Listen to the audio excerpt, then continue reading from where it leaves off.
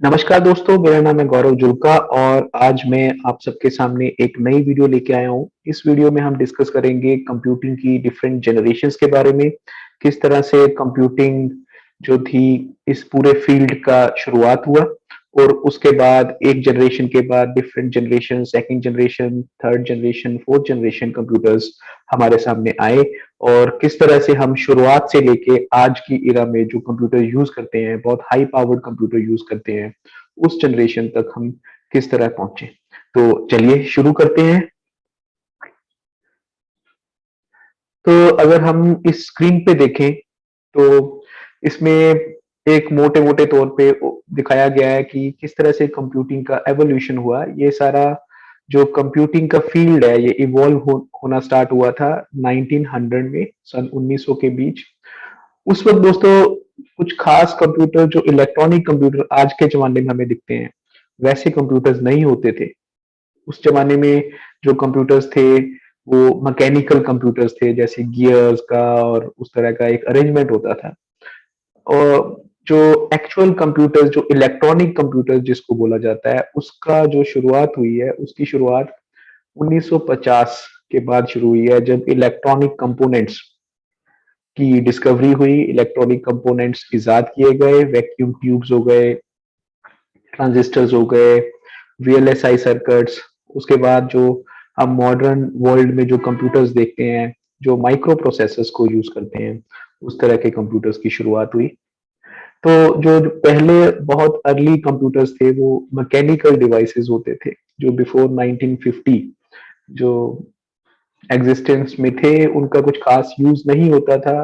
बस इसी तरह से एक्सपेरिमेंटल यूज के लिए ये चीजें यूज होती थी कि भाई अगर देखा जाए तो क्या हम कंप्यूटेशन को ऑटोमेट कर सकते हैं किसी ढंग से। कंप्यूटेशन को जब इंडस्ट्रियल रेवोल्यूशन आया यूरोप में, तो उन्होंने देखा कि किस तरह से हम कैलकुलेशन को या कंप्यूटेशन को ऑटोमेटिकली कर सकते हैं या किसी डिवाइस के थ्रू कर सकते हैं। तो उसमें Charles Babbage engine, Neumann von Neumann machines, बहुत सारे ऐसे डिवाइसेस थे जो यूज किए जाते थे। और उस टाइम पे जो कंप्यूटर्स इतने ज्यादा एक्सटेंसिवली, जैसे हम कंप्यूटर्स को आज के जमाने में देखते हैं कि हर चीज में यूज होते हैं, ऐसे यूज नहीं होते थे। अगर हम देखें कि कंप्यूटेशन का जो एवोल्यूशन है वो 1950s के बाद शुरू हुआ, जहाँ पे हमारे पास इलेक्ट्रॉनिक डिवाइसेस जो होते थे, जिस तरह से वैक्यूम ट्यूब्स, उनका इजाद किया गया। जो फर्स्ट जनरेशन कंप्यूटर जिनको हम मानते हैं 1950s में वैक्यूम ट्यूब से चलते थे। और इनकी कुछ एग्जांपल्स भी हैं, इनियाक, यूनिवैक, ईडीवीएसी, इस तरह के कंप्यूटर्स होते थे। फिर ट्रांजिस्टर्स का इजाद हुआ, ट्रांजिस्टर्स की डिस्कवरी हुई, तो कंप्यूटर्स में थोड़ी और इम्प्रूवमेंट हुई। तो सेकंड जनरेशन कंप्यूटर आए हमारे पास, थर्ड जनरेशन कंप्यूटर ट्रांजिस्टर्स को और ज्यादा अच्छी तरह से इम्प्रूव करके multiple thousands and hundreds of thousands जो ट्रांजिस्टर्स हैं एक छोटी सी चिप के ऊपर, जिसको हम इंटीग्रेटेड सर्किट या आईसी चिप बोलते थे, उसमें कंप्रेस किया गया। तो हमारे पास थर्ड जनरेशन कंप्यूटर्स आए। और फिर जो आज के जमाने में जो हमें कंप्यूटर्स दिखते हैं वो यूज होते करते हैं माइक्रो प्रोसेसर्स को। जो वीएलएसआई माइक्रो प्रोसेसर थे शुरुआत में, शुरू शुरू में जो होते थे, then ULSI, very large scale integration circuit microprocessors रहते थे। फिर ultra large scale integration circuit microprocessors थे। तो अगर हम फर्स्ट जनरेशन कंप्यूटर्स के बारे में देखें तो ये वैक्यूम ट्यूब्स को यूज करते थे। और वैक्यूम ट्यूब्स स्टार्टिंग में जो हमारे इनिशियली इलेक्ट्रॉनिक डिवाइसेस होते थे वो सबके सब वैक्यूम ट्यूब्स पे ही चलते थे। अगर आप कोई पुराने जमाने का कहीं पे कोई विंटेज रेडियो डिवाइस या कोई टेलीविजन डिवाइस देखे तो उनमें भी वैक्यूम ट्यूब्स ही यूज होती थी। उस वक्त जो आईसी चिप्स या बहुत सोफिस्टिकेटेड कंप्यूटेशन जो के लिए जो कार्ड्स हम आजकल यूज करते हैं वो नहीं यूज होते थे।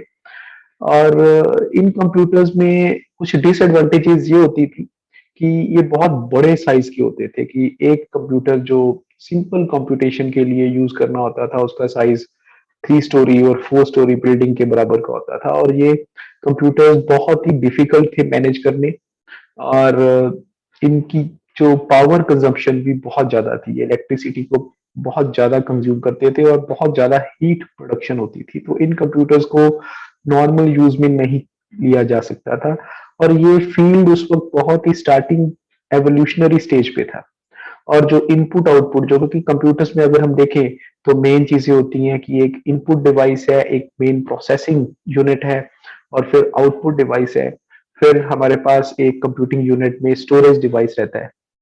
तो इनपुट डिवाइस और आउटपुट डिवाइस के थ्रू हम कंप्यूटर के साथ इंटरेक्ट करते हैं। हम कंप्यूटर से जो भी काम करवाना है, हम अपने इनपुट डिवाइस से उनको कंप्यूटर्स को वो इंस्ट्रक्शन देते हैं और जो भी कंप्यूटर अपनी कंप्यूटेशन करने के बाद हमें अपना रिजल्ट देता है वो आउटपुट डिवाइस। पर इन कंप्यूटर्स में क्या था कि इनपुट और आउटपुट डिवाइस का जो मीन्स था वो बहुत ही क्लमजी था, बहुत ही डिफिकल्ट टाइप का था।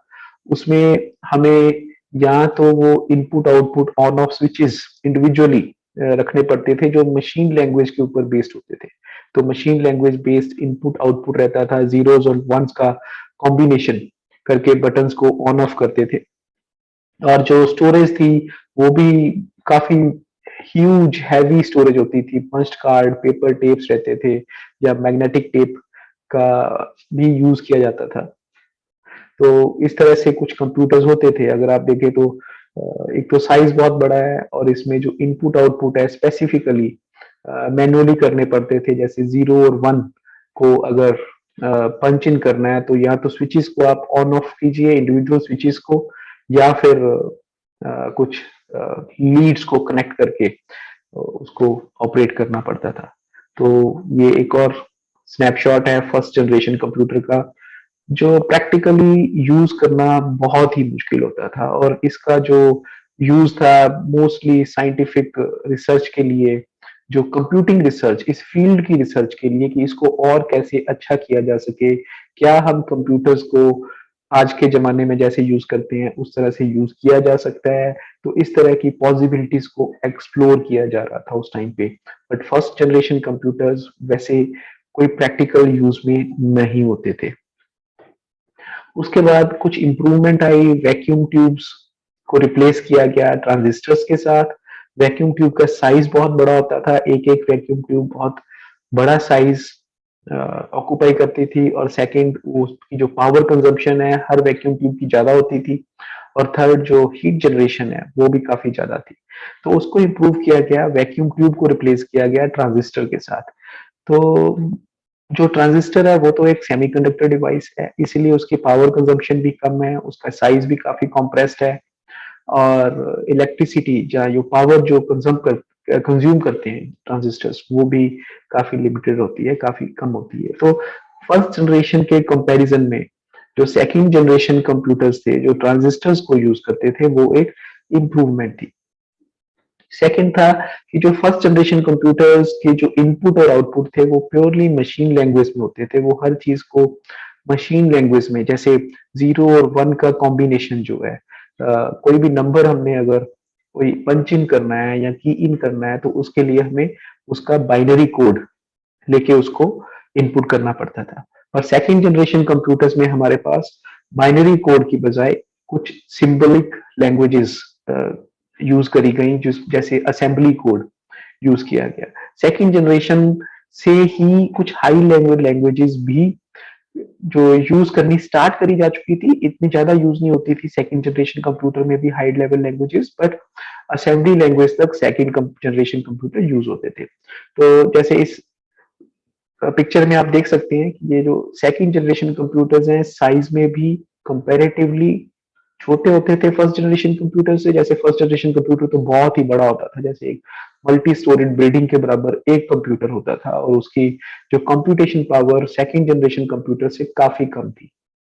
बट सेकंड जनरेशन कंप्यूटर जो था फर्स्ट जनरेशन कंप्यूटर के ऊपर एक तरह की इम्प्रूवमेंट थी।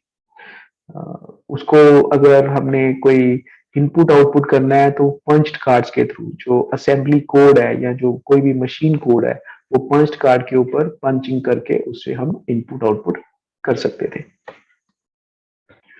1960s में सेकंड जनरेशन कंप्यूटर के ऊपर और इम्प्रूवमेंट करी गई।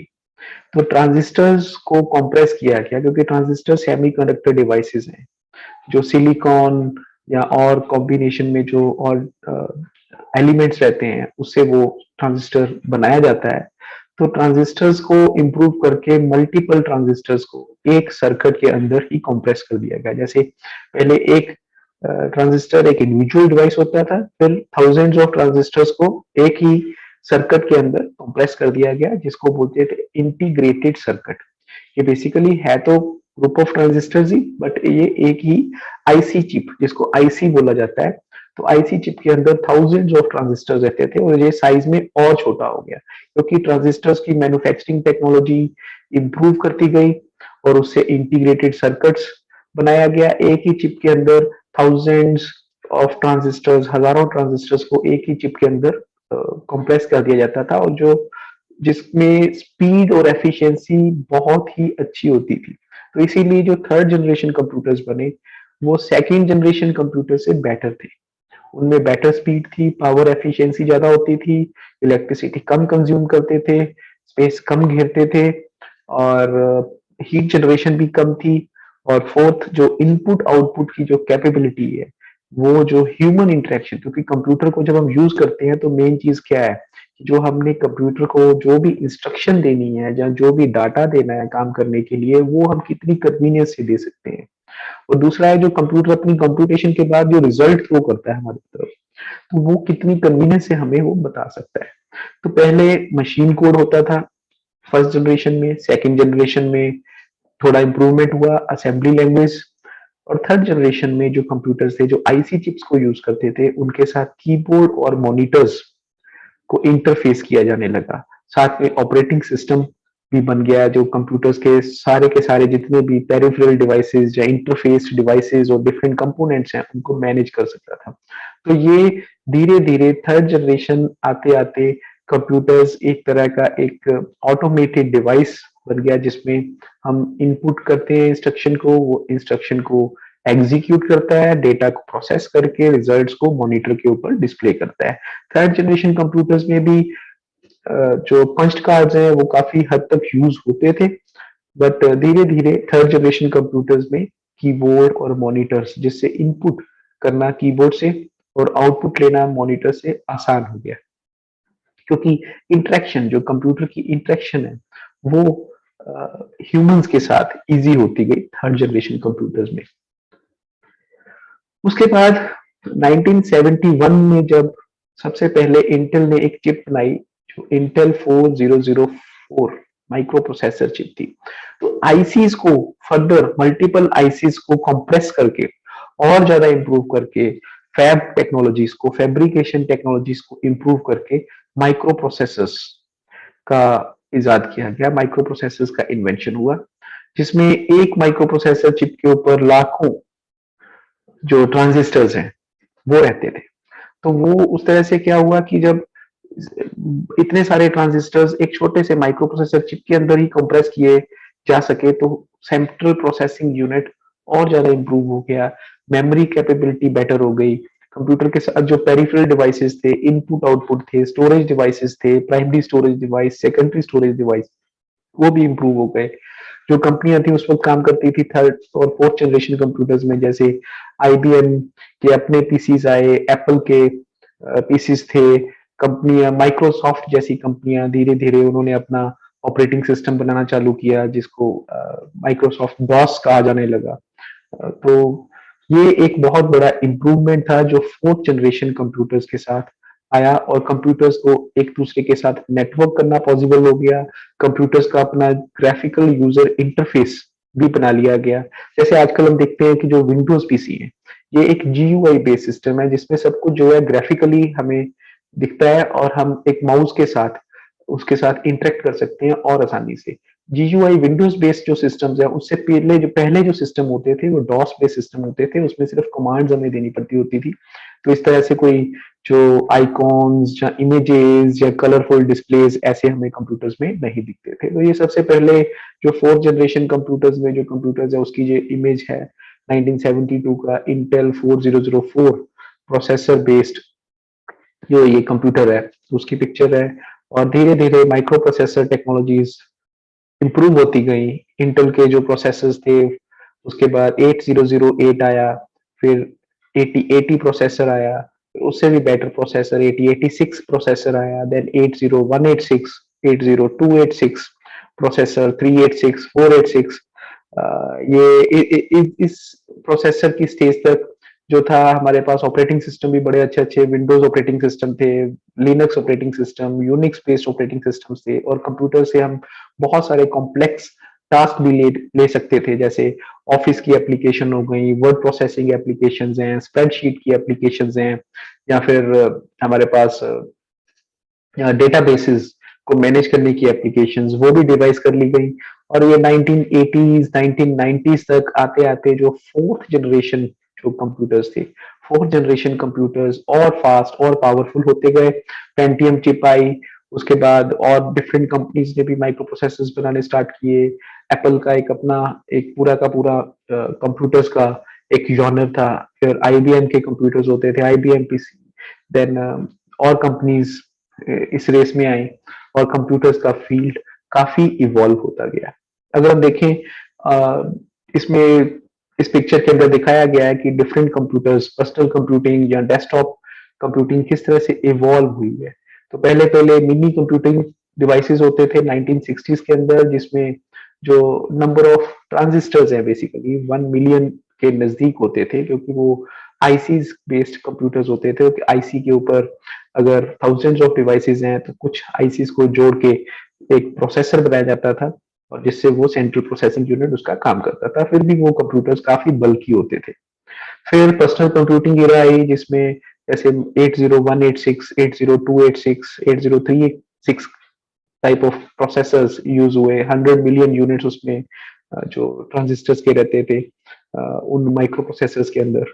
उससे भी बेटर बिलियंस ऑफ ट्रांजिस्टर्स एक ही माइक्रो प्रोसेसर्स के अंदर आने स्टार्ट हो गए। पेंटियम का इरा आया पेंटियम के जमाने में, और आजकल तो कोर प्रोसेसर चलते हैं, इंटेल कोर, या और बहुत सारी कंपनीज हैं, एएमडी के प्रोसेसर्स हैं, एनवीडिया के जो है ग्राफिक प्रोसेसर्स हमें मिल जाते हैं। और फिर 10 बिलियन प्लस यूनिट्स। पहले जो इनिशियल कंप्यूटर्स होते थे 1950s और 1960s में, बहुत ही कम पावर के कंप्यूटर्स होते थे, और उनकी स्पेस इतनी ज्यादा वो घेरते थे, पावर इतनी ज्यादा कंज्यूम करते थे कि उनको प्रैक्टिकली यूज करना पॉसिबल नहीं था। बट आज के जमाने में अगर हम 2000s आजकल के जमाने में देखें, तो जो मोबाइल डिवाइस की पावर है, जो हमारी पॉकेट में रहता है, जिसको हम एक बार चार्ज करें और पूरा दिन यूज करते हैं, उसमें पावर जो है कहीं ज्यादा पावर है उस जमाने के सबसे बड़े से बड़े कंप्यूटर से भी ज्यादा है। तो यहाँ तक तो बात हुई फोर्थ जनरेशन ऑफ कंप्यूटर्स जो अभी हम यूज कर रहे हैं। जो फ्यूचर में क्या ट्रेंड रहेंगे कंप्यूटेशन के लिए, उसको हम बोलते हैं फिफ्थ जनरेशन कंप्यूटर में कई बार कैटेगराइज किया जाता है। इसकी भी शुरुआत तो दोस्तों हो ही चुकी है। आर्टिफिशियल इंटेलिजेंस हम देखते हैं आने वाले टाइम पे जो कंप्यूटर्स होंगे और ज्यादा ऑटोनोमस होंगे, ऑटोमेटिकली काम करेंगे। अगर हम देखें वॉइस रिकॉग्निशन वगैरह तो सब आजकल मोबाइल फोन में भी रहती है। आप गूगल के साथ बात कर सकते हो, ओके गूगल कह के, उससे कोई भी हम गूगल सर्च करना है तो हम वॉइस सर्च से कर सकते हैं। ये सब आर्टिफिशियल इंटेलिजेंस की ही जो है एग्जांपल्स हैं। फिर क्वांटम कंप्यूटेशन है, ये फील्ड अभी बहुत ही ज्यादा स्टार्टिंग इन्फेंसी पे है। ये किस डायरेक्शन में बढ़ेगा अभी इसके बारे में कुछ भी कहना मुश्किल है। पर कहा जाता है कि जो क्वांटम कंप्यूटेशन है ये बहुत ही पावरफुल कंप्यूटेशन का फील्ड रहेगा, और आने वाले 10 15 20 सालों के अंदर क्वांटम कंप्यूटेशन भी इवॉल्व हो जाएगा। तो अगर इसमें हम प्रोसेसिंग यूनिट्स को देखा जाए, पहले वैक्यूम ट्यूब्स होती थी, इस स्क्रीन पे हम देख सकते हैं। फिर ट्रांजिस्टर्स आए जो सेकंड जनरेशन कंप्यूटर्स में यूज हुए। आईसीस इंटीग्रेटेड सर्किट्स थे जो थर्ड जनरेशन कंप्यूटर्स में यूज हुए। पहले पहले स्मॉल स्केल इंटीग्रेशन होती थी, जिसमें अराउंड 10 ट्रांजिस्टर्स एक चिप के ऊपर रहते थे। फिर मीडियम स्केल इंटीग्रेशन रही आईसीस की, जिसमें हंड्रेड्स ऑफ ट्रांजिस्टर्स एक ही चिप के अंदर एम्बेड किए गए। फिर tens of thousands of transistors एक ही चिप के अंदर एम्बेड किए जा सकते थे, जिसको एलएसआई कहा गया, लार्ज स्केल इंटीग्रेशन। फिर एलएसआई के बाद जब वीएलएसआई टेक्नोलॉजी बनी, वीएलएसआई टेक्नोलॉजी जो थी उसने फोर्थ जनरेशन कंप्यूटर्स को जो है पूरे का पूरा इवॉल्व करने में हेल्प करी, जिसमें micro processor chips very large scale integration circuit के ऊपर एक ही चिप के अंदर माइक्रो प्रोसेसर पूरे का पूरा एक फैब्रिकेटेड आता था। उसमें 8 बिट, 12 बिट, 16 बिट प्रोसेसर्स जो 4004 इंटेल के 1971 से स्टार्ट हुए। फिर पेंटियम चिप्स आए। आजकल 64 बिट माइक्रो प्रोसेसर्स बहुत ही कॉमन है। आपके जो लैपटॉप हैं या जो डेस्कटॉप कंप्यूटर्स है आप यूज कर रहे होंगे, उसमें 64 बिट माइक्रो प्रोसेसर्स ज्यादातर यूज होते हैं, जो फोर्थ जनरेशन कंप्यूटर्स रहते हैं। फिफ्थ जनरेशन कंप्यूटर्स में इससे भी ज्यादा कंप्यूटेशन पावर है, अल्ट्रा लार्ज स्केल इंटीग्रेशन या उसके बियॉन्ड रहती है। तो फ्यूचर ऑफ कंप्यूटर्स दोस्तों, अभी बहुत सारे ट्रेंड्स हम देखते हैं। क्लाउड कंप्यूटिंग, आजकल बहुत सारी चीजें जो हैं वो क्लाउड से यूज की जाती हैं। जैसे हम गूगल, अमेजॉन क्लाउड यूज करते हैं या फिर माइक्रोसॉफ्ट का अजोर क्लाउड यूज करते हैं। तो बहुत सारी इस तरह की टेक्नोलॉजीज इवॉल्व हो चुकी हैं जो कॉमन यूजेज में है। आर्टिफिशियल इंटेलिजेंस अभी स्टार्ट हुआ है इसका फील्ड। इसके बहुत सारे पैटर्न रिकॉग्निशन जो यूजेज हैं, इमेज रिकॉग्निशन। अगर आप हॉलीवुड की मूवीज देखो तो उसमें बहुत सारा आर्टिफिशियल इंटेलिजेंस से उन्होंने आर्टिफिशियली क्रिएट किया होता है, complete scenes and modification of reality. There is something called virtual reality है। तो बहुत सारे नए फील्ड्स जो हैं कंप्यूटर्स के इवॉल्व हो रहे हैं। ये सब स्टार्ट हुआ है 1950s में, जो एक बहुत ही simple ENIAC UNIVAC kind of computers होते थे, first generation, second, third, fourth generation, और अब हम फ्यूचर की तरफ बढ़ रहे हैं। तो दोस्तों ये बहुत ही इंटरेस्टिंग फील्ड है, और इस फील्ड में आप अगर और स्टडी करना चाहेंगे तो मैं और वीडियोस इसमें डालता रहूंगा। मुझे आप बताइए कि आपको और किस तरह की वीडियोस चाहिए। आप कमेंट्स में अपने सुझाव मुझे देते रहिए। इस वीडियो को लाइक कीजिए, शेयर कीजिए, इस चैनल को सब्सक्राइब कीजिए। मैं और ऐसी अच्छी अच्छी वीडियोस आपको अपने चैनल पे शेयर करता रहूंगा। इसके साथ ही आज के लिए इतना ही। फिर अगली वीडियो में फिर से मिलेंगे। धन्यवाद। Thank you.